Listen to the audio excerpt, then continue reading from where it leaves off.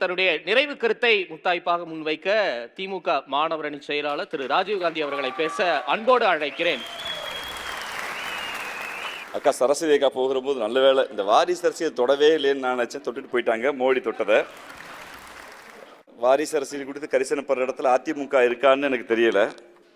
எம்ஜிஆர் அவர்கள் மறைந்த போது யார் முதலமைச்சருங்கிற போது தன் மனைவி ஜானகி தான் வாரிசு என்று தேர்ந்தெடுத்தவர்கள் நீங்கள். அண்ணன் டிடிவி தினகரன் எப்படி வந்தாருன்னு தெரியல. அம்மையா சசிகலாவுடைய சொந்தக்காரர் வாரிசாகத்தான் வந்தார். அண்ணன் ஏசி சண்முகம் இருக்காரு, அவர் தலைவர். அவங்க மகன் இன்னைக்கு அண்ணன் ரவி சண்முகமா பொதுச் செயலாளர். அண்ணன் ஜான் பாண்டியன் தலைவர், அவங்க மனைவி பிரிசலா பாண்டியன் பொதுச் செயலாளர். அண்ணன் அன்புமணி ராமதாஸ் அப்பாவோட தலைவரா, இவர் பொதுச் செயலாளர். சண்டை. அண்ணன் பச்சைமுத்து பாரிவேந்தர் தலைவர், மகன் ரவி பச்சைமுத்தா அவர் பொதுச் செயலாளர். பக்கத்தில் அடுத்து பார்த்தீங்கன்னா இங்கே இருக்கு இந்த கட்சியில் இங்கே ரொம்ப கட்சி இருக்காங்களே. இப்போ புரட்சி பாரத அண்ணன் மேடை இருந்த கட்சிகளே சொல்கிறேன். புரட்சி பாரதன் அண்ணன் மரியாதைக்கு சட்டமன்ற உறுப்பினர் அண்ணன் இருக்கார். அவங்க மகள் மகளிர் அணியுடைய தலைவர். அண்ணன் நயினார் நாகேந்திரன் இன்னைக்கு அவரால் முடிந்ததை பெருமரியாதைக்குரிய அவருடைய மகன் அன்பு மகன் பாலாஜியை கொண்டு வந்திருக்காரு.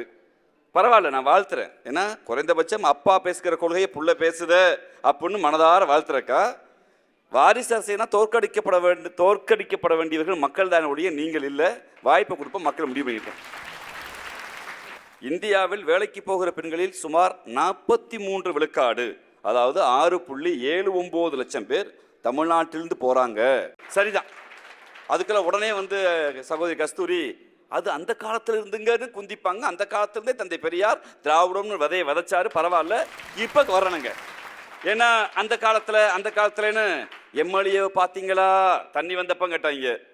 தீநகர் தண்ணியில மூழ்ன போது செம்பரமாக்க ஏரியை திறந்த போது எம்எல்ஏ இல்லைம்மா, முதலமைச்சரையே நாங்கள் பார்க்கலைம்மா. 4 நாள் கழிஞ்சுதாம்மா முதலமைச்சர் வந்தாங்க. இன்னைக்கு யாருக்கு தெரியுதோ இல்லையோ, இந்த டீநகருடைய கவுன்சிலர் உமாமாவுக்கு தெரியும் டீநகரில் தண்ணி நிற்கிறது இல்லை அப்படின்னு அவங்க போய் சொன்னால் மாட்டிப்பாங்க. ஏன்னா நம்ம கவுன்சிலர் ஏமா மாட்டிப்பீங்க. சரிங்களா? இப்போ சென்னையில் தண்ணி நிற்கிறது இல்லை. இன்னொன்று இப்போ வந்துடுறேன். இந்த 5 ஆண்டுகள் ஆட்சி உடனே அங்கேயும் பாருங்கம்பாங்க. ஐயா கர்ம வீரர் காமராஜ் அவர்கள் கல்வி கண் திறந்த வள்ளல். அதனால தான் பெருமரியாதைக்குரிய கர்ம வீரர் காமராஜ் அவருடைய பிறந்த நாளை தலைவர் கலைஞர் கல்வி வளர்ச்சி நாள்னு வச்சாரு. நாங்கள் ஆர்எஸ்எஸ் கும்பல் மாதிரி அவரை எரிச்சு கொள்ள முயற்சி பண்ணலை. ஆனாலும் ஒரு தகவலை சொல்லிடுறேன். இந்தியாவிலேயே முதல் முறையாக மதிய உணவுன்னு ஒன்று ஆரம்பித்தது சர்பிடி தியாகராயர் இந்த சென்னை மாகாணத்தில் இருந்து ஆரம்பித்ததை கர்ம வீரர் காமராஜர் கையில் எடுத்தார். அதை பெருமரியாதைக்குரிய எங்களது தலைவர் பேரறிஞர் அண்ணாவும் தொடர்ந்தார், தலைவர் கலைஞரும் தொடர்ந்தார்.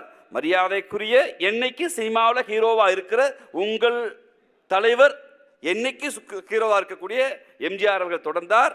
அதில் ஆச்சாரம் சொன்னபோது சத்தான முட்டையை கொடுத்தா புள்ள வளரணும், முட்டையை கொண்டு வந்து சத்துள்ள உணவா மாற்ற தலைவர் கலைஞர். இன்னைக்கு அதை எங்கள் தலைவர் பெருமரியாதைக்குரிய முத்துவேல் கருணாநிதி ஸ்டாலின் அன்பு தலைவர் காலை உணவை கொண்டு வந்தார். இந்த திட்டத்தை லண்டன் கவர்னன்ஸ் அங்கே இருக்கக்கூடிய லண்டனுடைய மாநகராட்சி ஆய்வு செய்து நல்ல திட்டம்னு அங்கீகரிச்சிருக்கு. கனடாவில் இருக்கக்கூடிய ஒரு மாகாணத்துடைய ஒரு மாநகராட்சி நல்ல ஸ்கீம் எடுத்துக்கலான் இருக்காங்க. சில சட்ட ஒழுங்கு பிரச்சனை சொன்னாங்க. நாங்கள் காதை மூடிட்டு டிவியில் பார்த்தா தெரிஞ்சுக்கிட்டேன்னு சொல்லவே இல்லை. பாதிக்கப்பட்டால் சட்டப்படி நடவடிக்கை எடுக்கப்படும். இன்னைக்கு எண்டாப்டே எது பதில் சொல்லணும்? டேட்டாஸ் தான் பதில் சொல்லணும். அந்த டேட்டாஸ் யார் கொடுக்கலாம்? தமிழ்நாடு அரசு கொடுக்க வேணாம். புள்ளியியல் துறை எங்கிட்ட இல்லை, வச்சுக்க முடியாது. ஆஸ் பர் கான்ஸ்டியூஷன் படி புள்ளியியல் துறையை நிர்வகிக்க வேண்டியது ஒன்றிய அரசாங்கம். அந்த ஒன்றிய அரசாங்கத்துடைய புள்ளி விவரங்கள் சொல்கிறது, வேலைக்கு போகிற பெண்களில் ஏறத்தாழ 43 விழுக்காடுகளை, அதில் 22 விழுக்காடுகள் இந்த 5 ஆண்டுகள் மட்டும் கூடியிருக்கிறது என்று சொல்கிறது. எதுல? ஃபேக்டரிஸ்ல வேலை செய்யறதுல. பர் கேபிட்டா இன்கம், தனிநபர் வருமானத்தில் இந்திய நாட்டை விட மிக முக்கியம். இந்த 5 ஆண்டுகளில் தமிழ்நாடு கூடியிருப்பதாக நாங்க சொல்லல, மோடியுடைய புள்ளியியல் துறை அமைச்சகம் தான் சொல்லுது. மரியாதைக்கு அக்கா சரஸ்வதி அவர்கள் இந்தி மீது அவ்வளவு பற்றோடு, நீங்கள் இந்தி படித்தால் வேண்டாம். நான் ஒருவேளை என்னுடைய காதலி இந்தி பேசுகிறவளாக இருந்தால் அவளிடம் என் அன்பை சொல்ல நான் உறுதியாக இந்தி படிப்பேன். அது என்னுடைய தனிப்பட்ட பிரச்சனை. அது பொது பிரச்சனை இல்லை. நான் ஹிந்தி படிக்கிறேன், நான் ஹிந்தி படிக்கிற பொண்ணை லவ் பண்ணுறங்கிறதுக்காக என் ஊரில் போகிறவங்கன்னா மாமன் மச்சான்லாம் நீ ஹிந்தி படி, நீ ஹிந்தி படினா அவன் கேட்பான், நான் ஏன்டா ஹிந்தி படிக்கணும்? நான் எங்கள் ஊர் கருமாரியும் எங்கள் ஊர் மாரியம்மாவும் அன்பை சொல்வதற்கு அழகு தமிழும் அயல்நாடு போய் உழைப்பதற்கு உலக மொழியான ஆங்கிலமும் போதுதான் என்று எங்கள் பேரறிஞர் அண்ணா சொல்லி கொடுத்திருக்கிறார். நாங்கள் மீண்டும் மீண்டும் சொல்றக்கா, பல மொழி படிக்கலாம்க்கா, பல மொழி படிப்பதில் எந்த சிக்கலும் இல்லை. எங்கள் மீது ஹிந்தியை திணிக்காதீர்.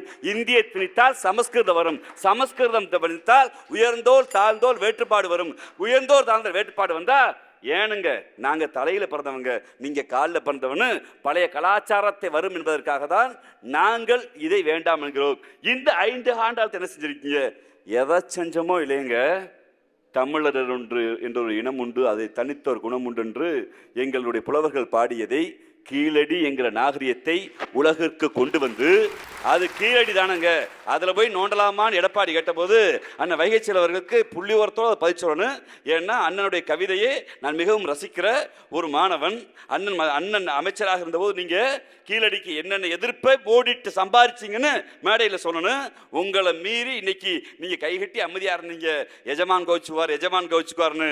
ஆனால் இன்று நாங்கள் உலகத்துக்கு சொல்கிறோம், முதல் மாந்தன் பிறந்த இடம் தமிழ்நாடு, அதற்கு கீழடியே சாட்சி என்று எங்கள் அடையாள அரசியலை மீட்டிருக்கிறோம், எங்கள் அன்னை தமிழை மீட்டிருக்கிறோம், எங்கள் வாழ்வியலை மீட்டிருக்கிறோம்.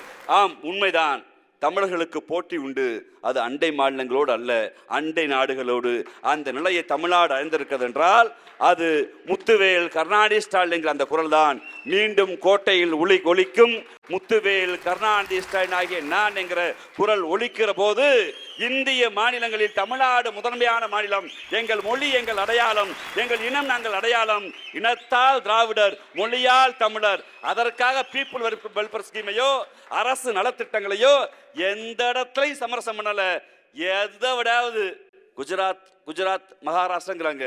உங்க குஜராத் உங்க மகாராஷ்டிரத்தை விட யூபி பீகாரை கம்பேர் பண்ணா உங்களுக்கு வலிக்குது. யூபிக்கார மாதிரி ஹிந்தி படி, பீகார்கார மாதிரி ஹிந்தி படிப்பீங்க, பரவாயில்ல. குஜராத் யூபியை விட, குஜராத் மகாராஷ்டிரத்தை விட எங்கள் தமிழ்நாடு சிறப்போடு இருக்கத்தான் செய்கிறது, வளமோடு இருக்கத்தான் செய்கிறது, அதை விட மாண்போடு இருக்கிறது. அதை செய்தது திராவிட முன்னேற்ற கழகத்தின் தலைமையான இந்த அரசு. செய்ய உறுதுணையாக இருந்தவர்கள். நாங்கள் தவறு செய்தாலும் தவறு என்று சுட்டிக்காட்டிய எங்களது தோழர்கள். இது கொள்கை கூட்டணி, இது வலிமையான கூட்டணி. இந்த கூட்டணி வலிமை மட்டுமல்ல, கொள்கை மட்டுமல்ல, இது மக்கள் கூட்டணி. இது வெல்லும். நன்றி திரு ராஜீவ்காந்தி.